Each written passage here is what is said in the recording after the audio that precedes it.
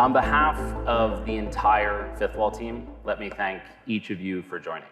And thank you to everyone today that just lent their expertise to make it a success. This year's summit, as important as it was, I hope is just the first of many. Like, this was the first of a series of important conversations we all need to have. We're leaving with so much big ideas to digest, game-changing technologies to imagine, and I just wanted to rehash some of what we learned today.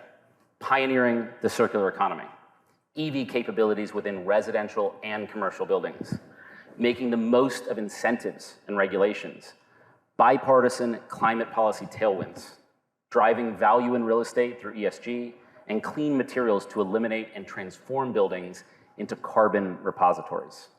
Pragmatic solutions have never felt so exciting to me and so necessary for the real estate industry. But also, today leaves us with a lot of work. It's no secret, I think I've probably said this stat like 100 times in a bunch at this conference, thanks to the organizers for letting me do that the built world is responsible for 40% of global CO2 emissions. We see headlines in our industry, like CO2 emissions from buildings and construction hit new high, and these terrifying global headlines like world on brink of 5 disastrous climate tipping points. I mean, you read things like that, and it's terrifying, and it's depressing, right? And yet, I actually feel a lot of optimism. And I know the real estate industry, and many of the groups here in this room, is ready to lead the way in global decarbonization. Why? Well, because of what we just saw, which is technology and investment working in tandem. And so what I want to do is talk about how, specifically, how to pragmatically get there. And there's 4 things that we all need to be pragmatic about: technology, market demand, policy, and investment. So together, those create this golden age of opportunity where we actually can decarbonize the world's largest CO2 emitting industry, real estate. So I want to take them one by one. The first is pragmatic technology. The world has noticed the incredible new technologies in our industry, including many of the companies discussed today. These technologies are noteworthy not just as technical marvels, but for their scalability and practicality. Real estate owners, especially those in Fifth Wall's climate funds, are playing an incredible role in scaling many of these groundbreaking technologies. And I want to focus on those real estate owners in just a second. But first, let's just appreciate the incredible amount of ingenuity and dedication that the entrepreneurs and business leaders have brought to this conference. They are dedicating their lives and their careers to solving this existential problem. Take SolarCycle. It's building a closed-loop supply chain for the solar industry. They are well on their way towards meeting a goal of recycling 1 million solar panels a year. Roadrunner is using artificial intelligence to revamp waste, providing end-to-end commercial waste management services. And there's more, right? Cyclic Materials is revolutionizing rare earth mineral recycling. Brimstone is tackling the embodied carbon of buildings and infrastructure by decarbonizing cement, mankind's most used material after water. Runwise and N0 are ensuring buildings run efficiently and limit their carbon footprint with data and IoT. Loop is going to make sure America's big bet on electric vehicles actually pays off by bringing EV infrastructure into the home. And those are just some of the companies that Fifth Wall invests in. These companies will make an enormous impact. And from Fifth Wall's perspective, we are just so proud to work with them and to have the opportunity to connect them to our strategic LPs. So their pragmatic solutions are helping to speed up the decarbonization of the real estate industry. That's the entrepreneurs. I want to talk now about the second critical element, which is pragmatic owners and operators of real estate. Real estate owners and their incentives and their behaviors are the most critical, most essential component of decarbonizing the built world. Without them, we don't have a shot. But I'm optimistic. I actually like our odds. Because in Fifth Wall's investors, in our consortium, I can see the future of the whole industry. Fifth Wall's investors have actually done something so few real estate firms have. I just talked about it with Diana. They have actually invested into climate tech. With their support, Fifth Wall has raised the largest pool of capital ever assembled to invest into the technologies to actually decarbonize the industry. With our investors adopting technology, we have the opportunity for scale. This is precisely the virtuous flywheel that Brad and I envisioned when we started Fifth Wall 6 years ago. And just to be clear, an investment in climate tech is not driven just by altruism. It's a pragmatic response from the real estate industry to the pressures that confront it. And I think it's important to unpack those pressures. We kind of referenced it in my conversation with Diana, but this is really critical because it's the carrot and the stick here. The first is, as owner-operators know, tenant demand. So many of the industry's flagship tenants have made promises to go carbon neutral. We're talking about big names here. This is like Amazon, Apple, Starbucks, FedEx, Microsoft. I mean, the list goes on. 40% of the Fortune 500 have made net zero pledges. And real estate is a part of all of these companies' supply chains. It's a part of their Scope 3 emissions. Said differently, energy inefficient real estate is soon going to be unleasable by the largest tenants on Earth, meaning it's no longer real estate. Doesn't get more motivating than that. The second thing is capital. Capital is preferentially flowing to lower carbon footprint real estate. I do not need to tell anyone in this room that the real estate industry is a cost of capital driven industry. And now more energy efficient buildings have demonstrably lower costs of capital. And the spread is widening every year. You're already seeing this economic Darwinism playing out in the real estate industry in real time today. Real estate firms have become experts at building and operating low carbon footprint real estate, and the ones that do have cost of capital advantages over their peers. That's why so many of them are here today. On the flip side, owners that don't make these investments are definitionally going to end up on the wrong side of history. That's very motivating for the industry. And finally, federal, state, and in particular, local regulation is driving momentum. Everyone knows about New York's Local Law 97, which is demanding these ambitious emissions cuts from buildings and has these extensive fines associated for the owners that don't comply. But what's so interesting is this is not a New York or a blue state phenomenon. It's a nationwide trend.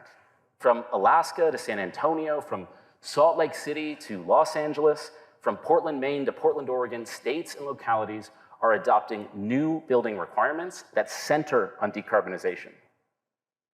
Carbon neutrality laws and carbon fines are going to become ubiquitous in every American city over the next decade. So the sticks are clear. Tenants, cost of capital, local carbon neutrality laws, and fines. But what about the carrots? That I actually think is the easiest to explain. Real estate owners who most ambitiously adopt climate technology are making more profit and saving on costs. And they're not just doing better because they don't pay fines or because they have lower costs of capital or because they can do more leasing to tenants like Amazon. They're actually making more money because climate tech actually works. It actually saves money at the asset level. What's good business and what's good for the climate are actually, for a rare moment in time, perfectly coincident. And that is cause for optimism. The third thing I want to talk about is regulations. There's a lot to be optimistic about with respect to pragmatic public policy. Simply put, the demand signal from the policy arena has just never been stronger. It is super obvious. It is clear as day right now. I could fill probably an hour with specific examples of policy tailwinds behind the energy transition, but let's start with cities again.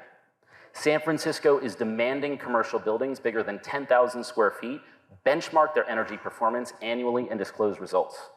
And that's not just a coastal trend or even a big city trend. Colorado Springs is requiring that buildings above 50,000 square feet report whole building energy use data annually. Buildings in Kansas City are required to report their annual energy and water consumption.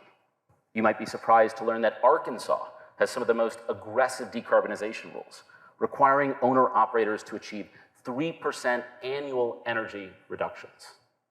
Right here in Las Vegas, regulators just adopted the International Energy Codes, which is a model building code that sets minimum efficiency standards in all new construction.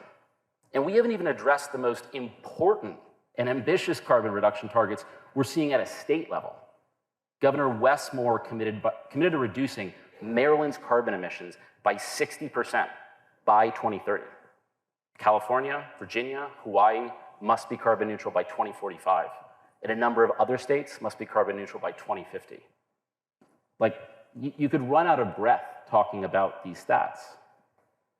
With real estate responsible for 40% of emissions, it just bears repeating that there is no path towards the achievement of these targets without real estate leading the way. And we're not on our own. To its enormous credit, the government, the federal government, has taken the boldest climate action in history.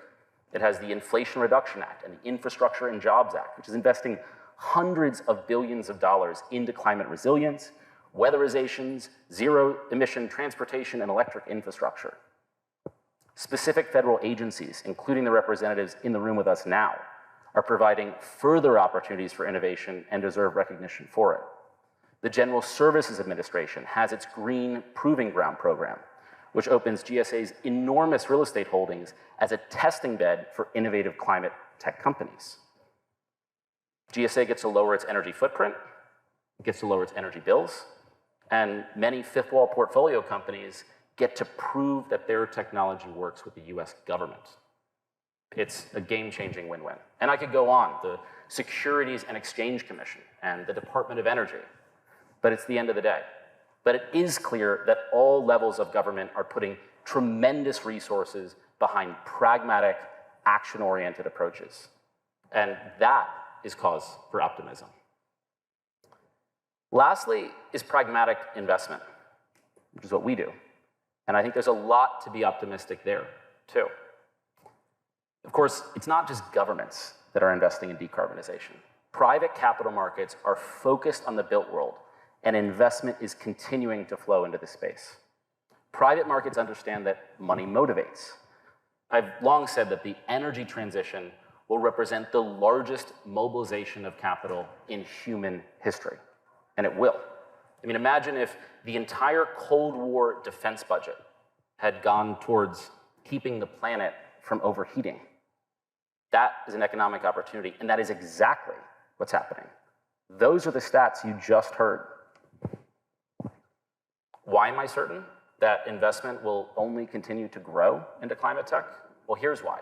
I just mentioned it with Diana.